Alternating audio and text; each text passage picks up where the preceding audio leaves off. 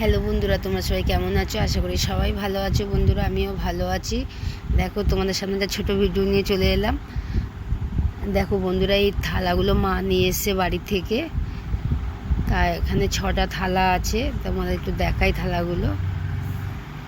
মারা বৃহস্পতিবারে বাড়ি গেছিলো, তার শুক্রবার আমাদের শনিবারে যাওয়ার কথা ছিল, তার শুক্রবার দিনকে বাবার হঠাৎ খুব শরীর খারাপ, ওখানে হসপিটালে নিয়ে গেছিলো। তা আমরা রাত 2টোর সময় খবর পেয়েছি, ভোরবেলা ওরা 2 ভাই গেছে, আমরা যাইনি। তা মা বাবাকে এখানে নিয়ে এসছে, ওরা এতদিন এখানেই ছিল।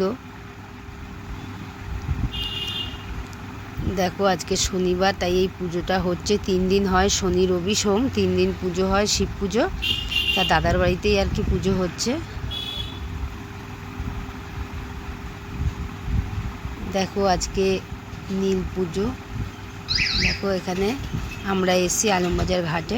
তা এখান থেকে স্নান করে বাবা ভোলানাথের মাথায় জল ঢালছি। এখানে মোমবাতি ধূপকাঠি জ্বালবো। দেখো কত ভিড় হয়েছে। দেখো, এই শাড়িটা জল ঢালবো ভেবেছিলাম, তাই শাড়িটা পরে জল ঢালা হয়নি, ভিজে গায়ে জল ঢেলে দিয়েছে। শাড়িটা এখন পরে নিলাম। ওই সামনে একটা ঘর আছে, ঘরে সবাই চেঞ্জ করলাম। দেখো, এই যে মা বাবা বসে আছে।